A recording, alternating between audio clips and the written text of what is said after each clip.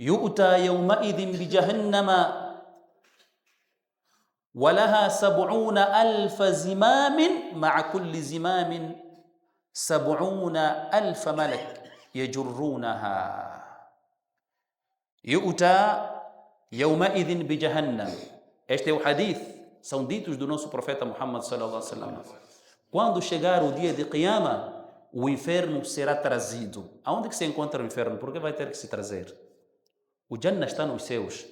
Depois do último céu, que é o sétimo céu é o teto, então lá está o Jannah. Lá está o Jannah. Enquanto que o inferno está debaixo da terra. Está debaixo da terra. Então, aqui o hadith está a dizer Yu'ta yawma'idin bi jahannam. Nesse dia, que dia? O dia de Qiyamah. Será trazido o inferno.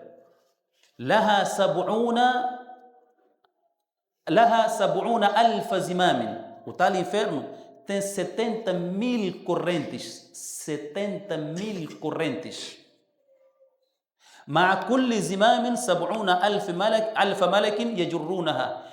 E em cada 70,000 correntes, e em cada corrente existem 70,000 anjos que irão puxar o inferno para se aproximar ao quê? Ao paraíso. Por isso, nesse dia não haverá passagem, não haverá caminho. O inferno, como é tão vasto, vai ocupar quase tudo lá onde vai se resolver o dia de Qiyamah. O inferno vai ocupar, só vai deixar um pequeno caminho, um pequeno espaço, que nem o quê? O fio do nosso cabelo. O lugar conhecido por As-Sirat, porque o fogo já engoliu tudo, não haverá espaço. Agora, se são 70,000 cordas, 70,000 correntes, vezes 70,000 anjos que vão carregar, faz 70,000 vezes 70,000.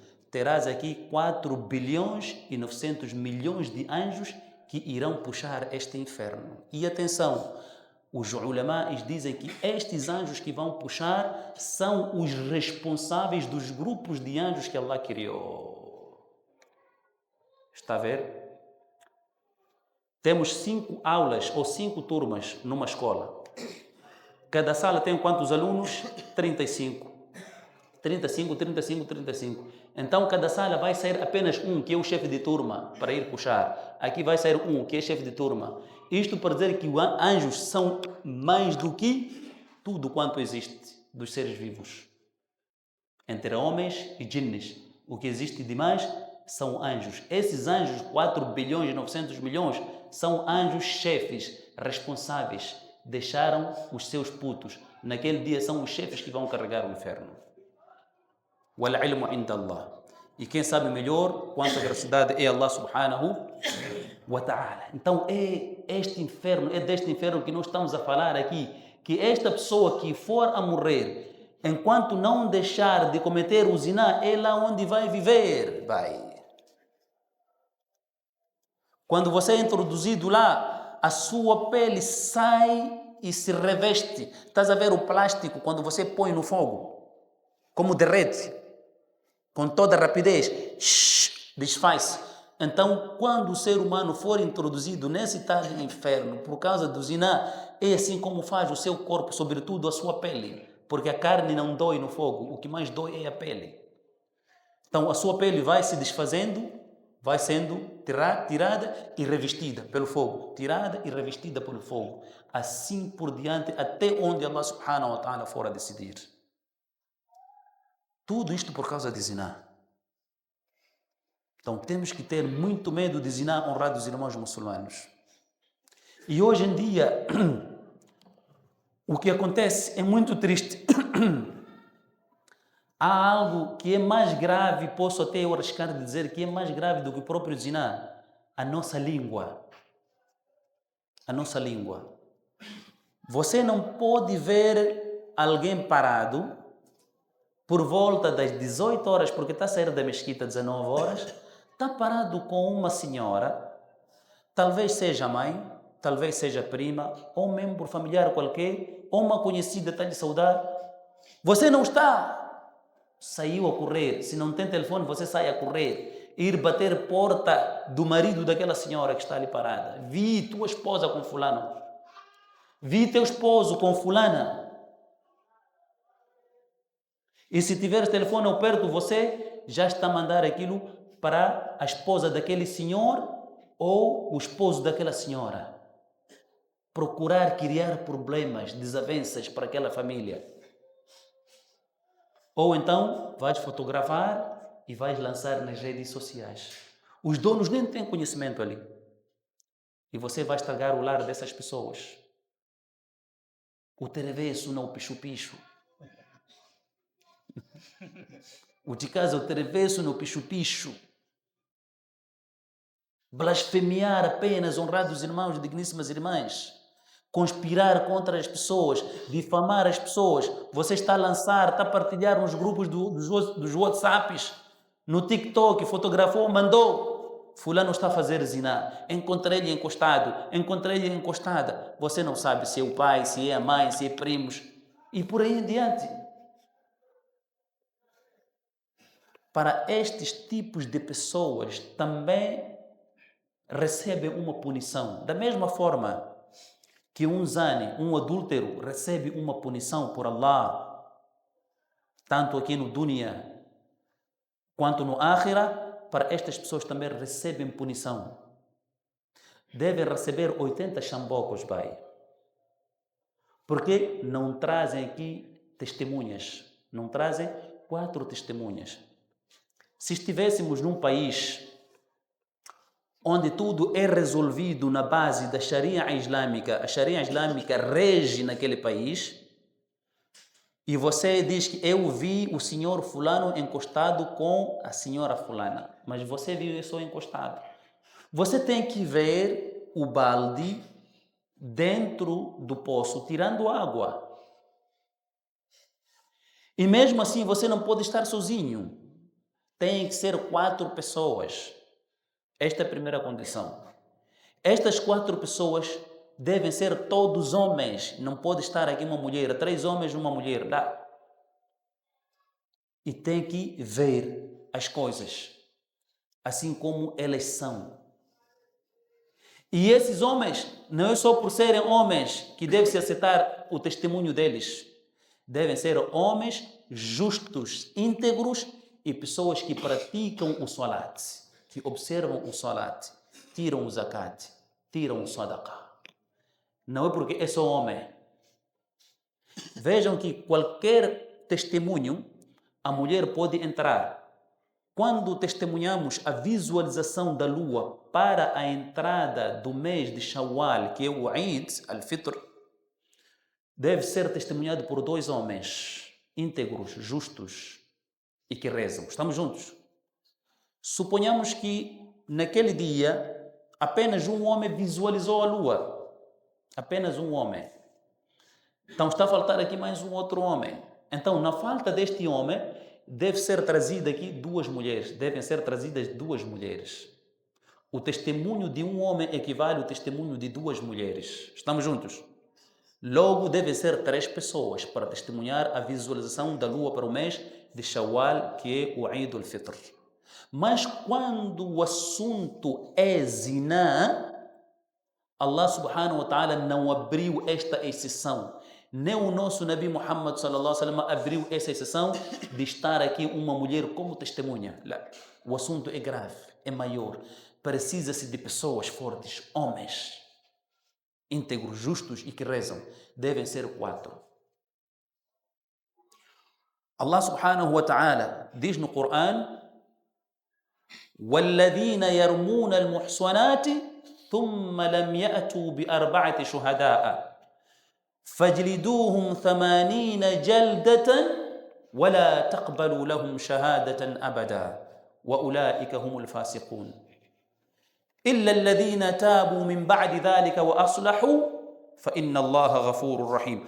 Allah subhanahu wa ta'ala diz neste versículo: وَالَّذِينَ يَرْمُونَ الْمُحْصَنَاتِ, e aqueles que difamam as mulheres castas de terem feito o ziná, e aqueles que acusam as mulheres idôneas, castas, mulheres responsáveis, casadas, que estão a rezar, que mostram um bom comportamento e vocês estão a acusar essas pessoas que estão a fazer zina.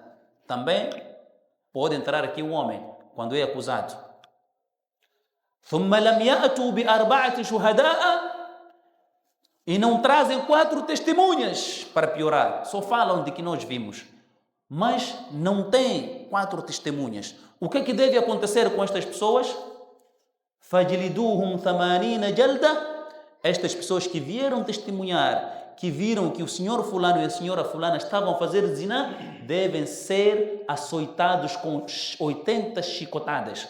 Devem ser batidos 80 vezes, 80 chambocos, por testemunhar algo que não aconteceu. Aliás, até pode ter acontecido.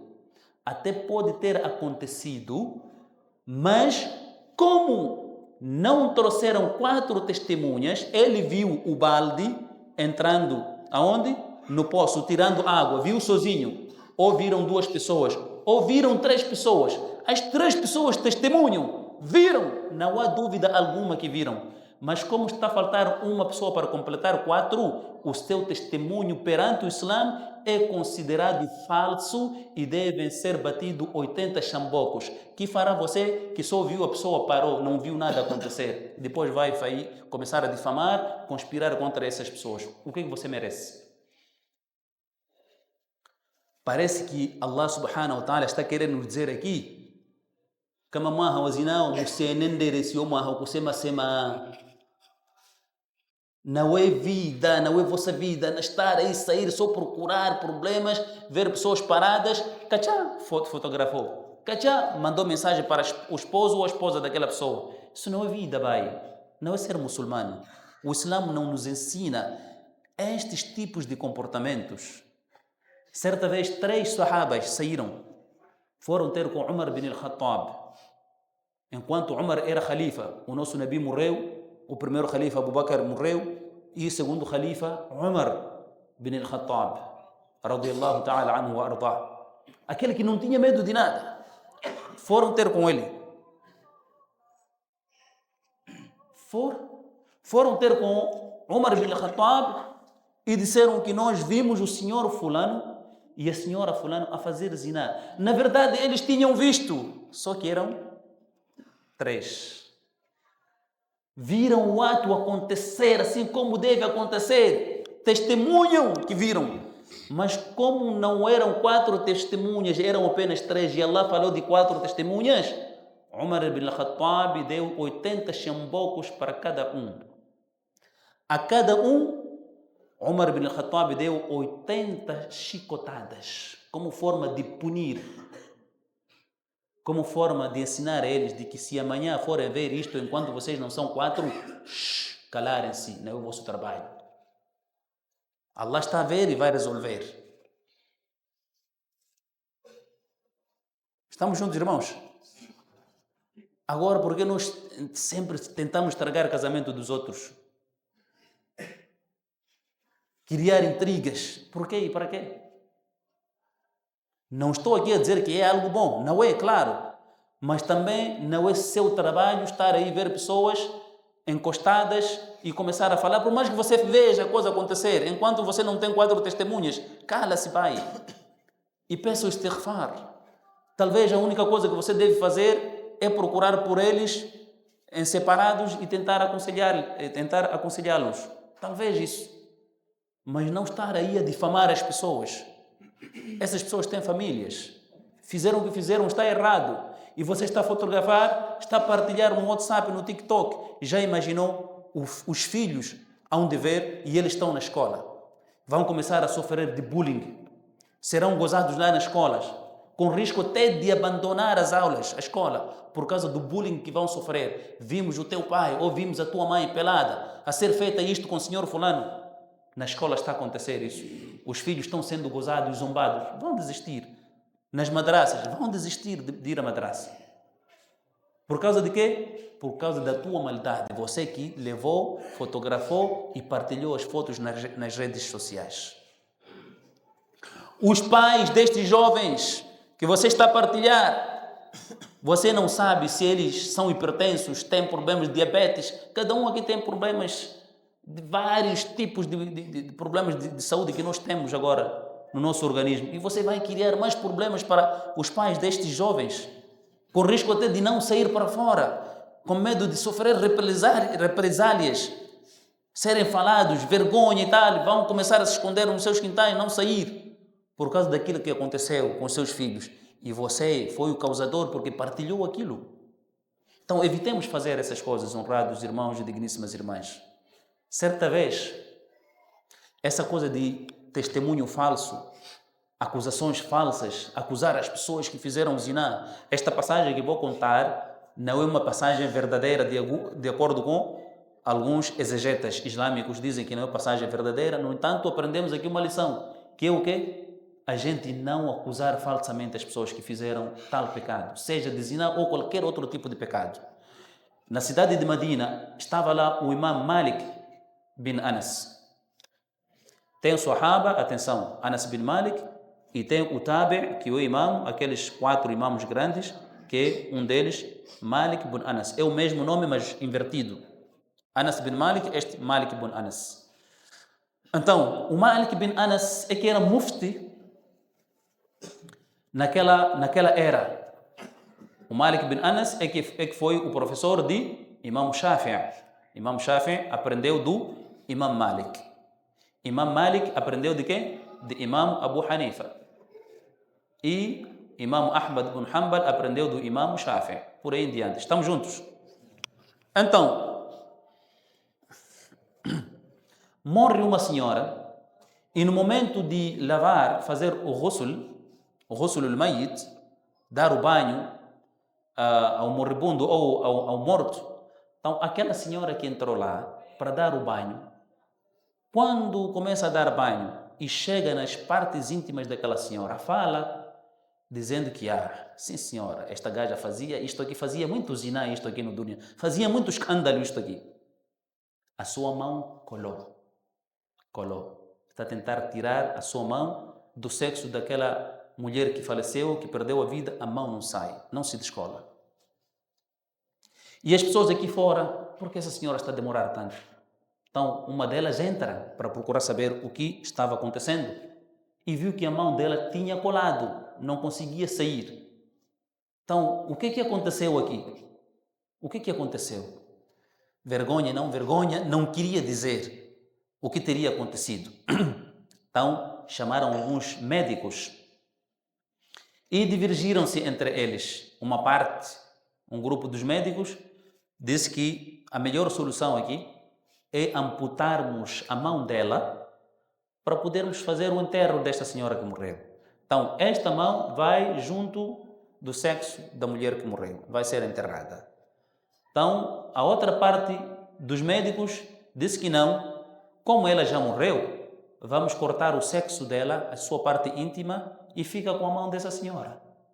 Ela vai sem sexo. Então, as duas saídas foram vistas como saídas muito pesadas. Não fazia sentido.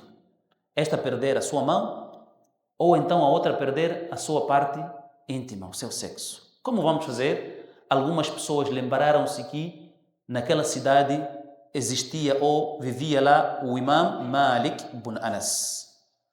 Foi solicitado o Imam Malik, um sheikh, um alim,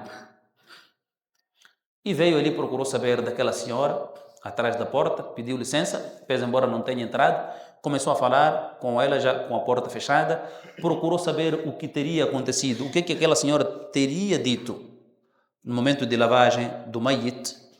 Aquela senhora disse: não vou te esconder, ya imam, quando eu estive a lavar o Mayyit, quando cheguei à parte do sexo, eu disse que isto fazia muito escândalo, fazia muito ziná. Eu difamei esta senhora. E o morto deve ser respeitado da mesma forma que é respeitado a um vivo. Não há diferença alguma. Não há diferença absoluta, entre o vivo e o morto. O respeito deve ser o mesmo. A consideração deve ser a mesma. Não há diferença alguma. Não porque perdeu a vida, você tem que falar algumas coisas. Lá, você peca. Então o Imam Malik disse a resolução para este tipo de problema é muito fácil. Está a ver? Alimos, como têm conhecimento, médicos já iriam cortar braço ou amputar a mão, iriam amputar o sexo da mulher, mas quando veio o Imam, refugiou-se para o Coran. Refugiou-se para o Coran, no versículo onde Allah subhanahu wa ta'ala diz: وَالَّذِينَ يَرْمُونَ الْمُحْصَنَاتِ, e aqueles que forem a trazer depoimentos falsos contra as mulheres castas que fizeram ziná, quando na verdade não fizeram ziná, فَجْلِدُوهُمْ ثَمَانِينَ جَلْدَةً, dão-lhe 80 chicotes.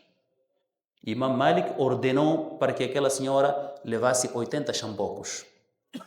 Começou a levar 1, 2, 10, 20, 30, 40, 50, 60, 70, 75, 79, 80 chambocos, e a mão descolou-se, saiu do local.